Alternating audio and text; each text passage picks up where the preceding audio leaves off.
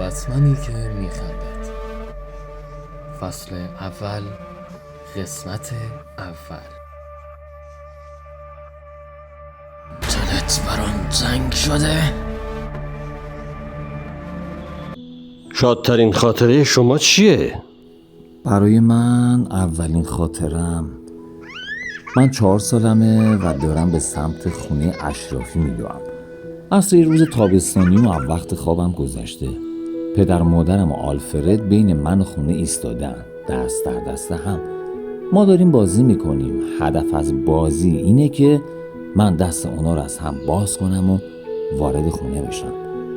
پس من به سمت اونا میدوام و خودم رو با شدت هرچه تمامتر به آغوش اونا میندازم، ولی هر بار اونا منو متوقف میکنن.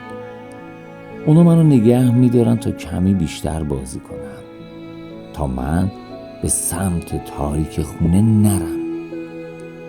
هنوز بوی چمن بریده شده رو به یاد میارم و خورشید رنگی که مثل چشمان خونبار از میان درختان دزدانه نگاه میکرد. چیزی که بیشتر از هر چی یادم مونده قدرت آغوش اونا بود که جلوی منو میگرفت.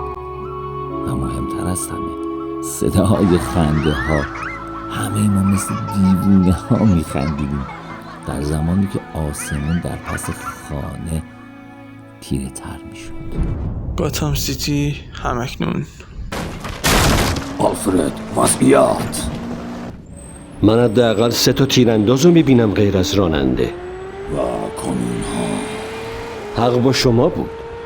من چند تا اتاقک دیگر رو ردیابی کردم که بالای سطح خونه قرار دارن. میتونی ببینیم اون تو چی دارن رد و بدل میکنن؟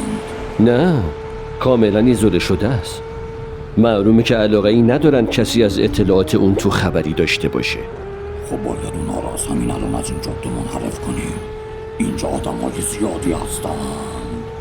قربان دارم میبینم. یالا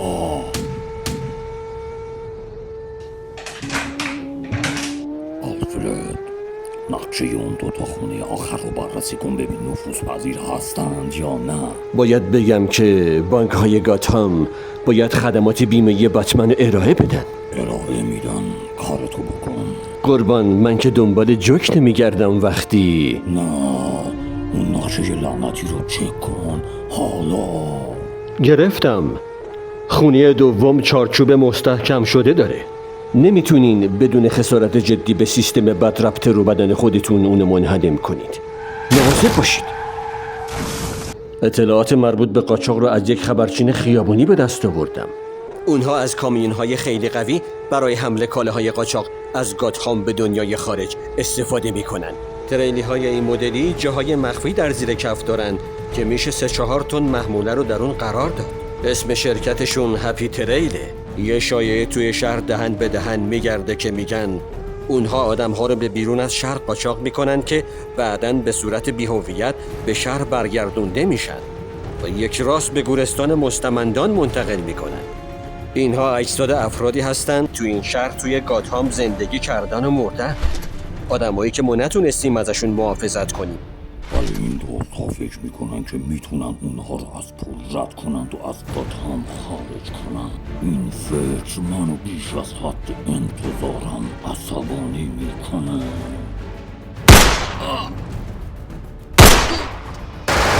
ها؟ احمق بیشو. خطا رفت. راستی؟ موتور رو هدف قرار داد. قربان، سقف ماشینم تقویت شده از اون ارتفاع. آب زیر پامه. باید بگم خدمات بیمه بتمن تحت عنوان بازگشت شوالیه سیاه ارائه میشن. باید نگاهی بهشون بندازم. کف تریلر اسکن شد. درسته. دریافت کردم. سیستم خونساسازی شارژ بتمن.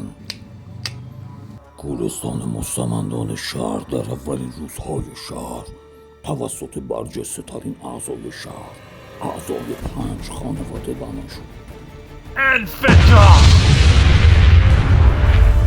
اون روزها بخش برگزیده یکی از زیباترین بخش ها بود. زمین سراشیبی که تا به دریا پایین میرفت.